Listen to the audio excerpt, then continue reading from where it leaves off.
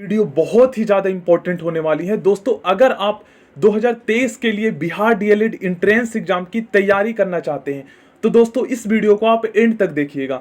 देखिए दोस्तों, अगर आप चाहते हैं कि 2023 में आप इतने अच्छे मार्क्स ले आए ताकि आपका जो है गवर्नमेंट कॉलेज में एडमिशन हो जाए, आपको गवर्नमेंट कॉलेज मिल जाए, तो दोस्तों आपको जो है ना, आज जो मैं आपको बताने वाला हूँ इन बातों को आपको जो है ध्यान में रखना है। देखिए फ्रेंड्स, आप इस बात को समझिए कि लगभग जो है ना 1.5 लाख स्टूडेंट ने बिहार डीएलएड एंट्रेंस एग्जाम 2022 में फॉर्म फिल किए थे एंट्रेंस एग्जाम के लिए, ठीक है ना। अब देखिए दोस्तों, एक चीज आप ध्यान में रखिए कि बिहार डीएलएड में जो है ना प्राइवेट एंड गवर्नमेंट कॉलेज में जितनी सीटें हैं वो लगभग जो है दोस्तों 30,000 के आसपास है। अब इसमें दोस्तों 9,000 के आसपास जो सीटें हैं वो गवर्नमेंट कॉलेज में है, ठीक है ना, और प्राइवेट कॉलेज में जो है वो लगभग 21 के मतलब कि 21,000 सीटें हैं। तो अब आप इस चीज को ध्यान में रखिए कि दोस्तों 9,000 इसमें से आप निकाल दीजिए, मतलब इन दोनों को निकाल दीजिए। मान लीजिए कि प्राइवेट कॉलेज में भी सभी स्टूडेंट जो है एडमिशन ले लेते हैं और गवर्नमेंट कॉलेज में भी ले लेते हैं, तो यहां पर दोस्तों 30,000 हो जाता है। अब देखिए दोस्तों कि 1.5 लाख में से 30,000 आप घटाएंगे तो हो जाता है यहां पर 120 के 1,20,000। तो ये 1,20,000 का स्टूडेंट ऐसे हैं जिनका तो एडमिशन हो नहीं पाएगा, क्योंकि दोस्तों ना तो प्राइवेट में सीटें हैं और ना ही गवर्नमेंट में सीटें हैं।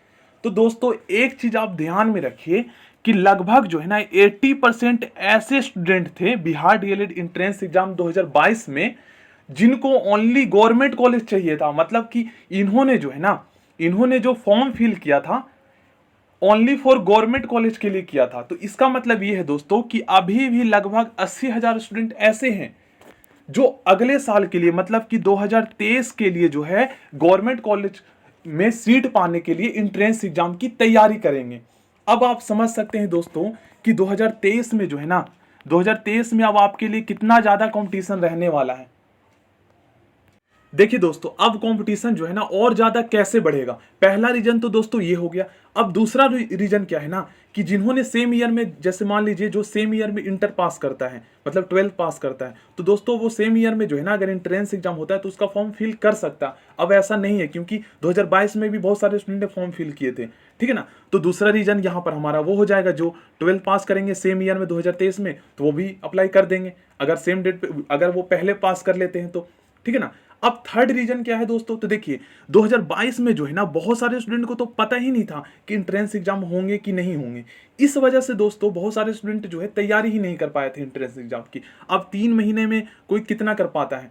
बहुत सारे स्टूडेंट ऐसे थे जो रीजनिंग जिनको नहीं आता था, बहुत सारे स्टूडेंट जिनको मैथ ही नहीं आता था, जिनको इंग्लिश ही नहीं आता था। तो दोस्तों यहाँ पर 3 सब्जेक्ट ऐसे हैं जिनमें तो उनके मार्क्स बहुत ज़्यादा कम हो गए, जिसमें मुश्किल से वो ज़्यादा से ज़्यादा 15, 20 या 30 मार्क्स ला पाए होंगे। तो इस वजह से दोस्तों उनकी तैयारी नहीं हो पाई। तो दोस्तों अब जो है ना, अगर आप चाहते हैं कि 2023 में कम से कम आपको जो है गवर्नमेंट कॉलेज मिल जाए, कम से कम इतना अच्छा मार्क्स आ जाए, तो दोस्तों आपको जो है ना अभी से ही स्टार्ट हो जाना है।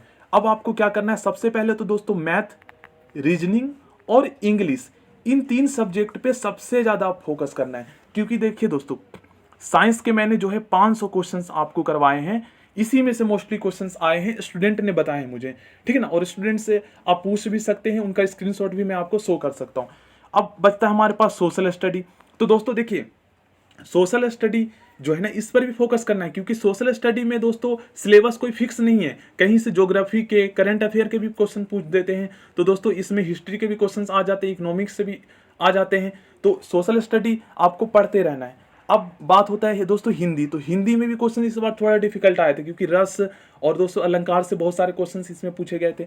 तो सबसे ज़्यादा फोकस जो है ना मैथ, इन तीनों पे सबसे ज़्यादा अभी से आपको फोकस करना है। अब देखिए दोस्तों, आपके पास जो है ना लगभग जो है अभी से अगर हम देखें तो आपके पास 8 महीने का टाइम है, ठीक है ना।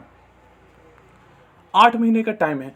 8 महीने में दोस्तों आप एक चीज डिसाइड कर लो कि 4 महीने जो है ना, 4 महीने आपको 3 सब्जेक्ट को देना है, मैथ, इंग्लिश और रीजनिंग। अब इसका मतलब ये नहीं है कि इन तीनों सब्जेक्ट में ही 4 महीने मतलब यही तीनों सब्जेक्ट पढ़ना है।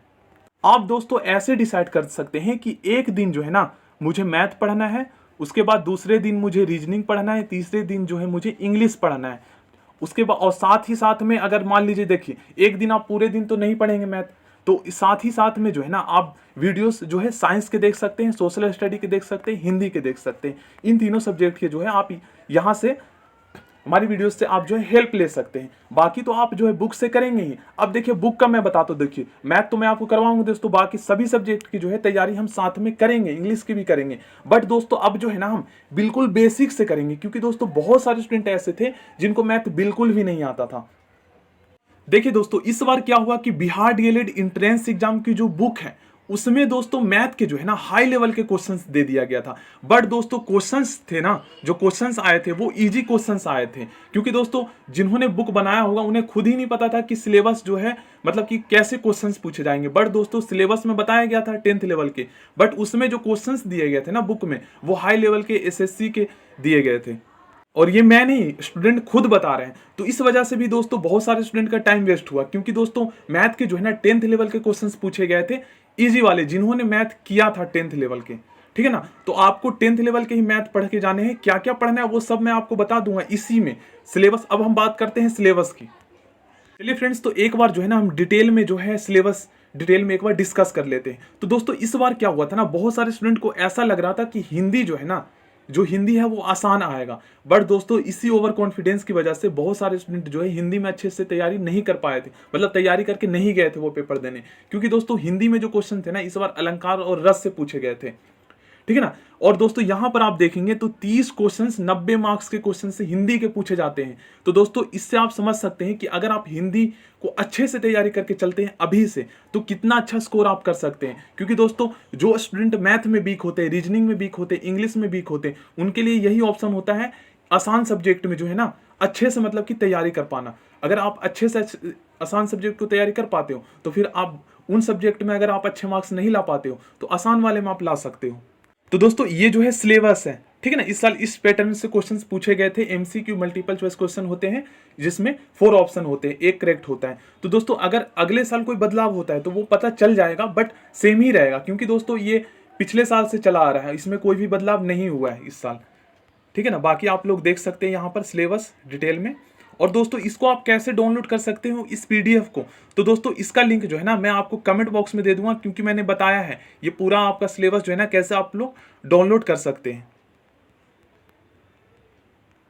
तो फ्रेंड्स आपको जो है आज से ही लग जाना है, क्योंकि दोस्तों आपको पता है अब जितने भी स्टूडेंट हैं, अब देखिए अगर सेम ईयर वाले 12th क्लास के स्टूडेंट इंटर वाले पास होंगे तो वो भी एंट्रेंस एग्जाम के लिए एलिजिबल हो जाएंगे, तो इससे और कंपटीशन बढ़ जाएगा। अब दोस्तों स्टूडेंट को पता चल गया है कि एंट्रेंस एग्जाम ही होंगे, तो इस सिचुएशन में दोस्तों अब कोई ऑप्शन है नहीं। अब जिनके कम भी मार्क्स आए हैं और जिनके ज़्यादा भी मार्क्स आए हैं, जिनके कम मार्क्स आए हैं तो उनका तो इस चीज़ लिखा हुआ मतलब कि वो एंट्रेंस एग्जाम की ही तैयारी करेंगे, और जिनका ज़्यादा मार्क्स आए तो उनके पास ऑप्शन है नहीं कोई, तो वो भी एंट्रेंस एग्जाम की तैयारी करेंगे। तो अब आप समझ सकते हैं कि फिर कितना ज़्यादा कंपटीशन जो है बढ़ने वाला है। तो दोस्तों अब जो है ना आप बहुत सारे ऐसे भी स्टूडेंट होंगे जो एग्जाम दिए भी होंगे, तो अब आपको लग जाना है तैयारी में। और साइंस के क्वेश्चंस जो है 500 मैंने करवाए हैं, तो प्लेलिस्ट चेक कर लीजिएगा, वहाँ से मिल जाएगा। मैथ के भी करवाए हैं, सोशल स्टडी के भी मैंने करवाए हैं दोस्तों, इंग्लिश के भी करवाए हैं। तो और अब हम बेसिक से बिल्कुल करेंगे मैथ, क्योंकि दोस्तों बहुत सारे स्टूडेंट ऐसे हैं जिनको मैथ नहीं आता। बट दोस्तों अभी आपके पास टाइम है 8 महीने का, तो 8 महीने में आपको डिसाइड कर लेना है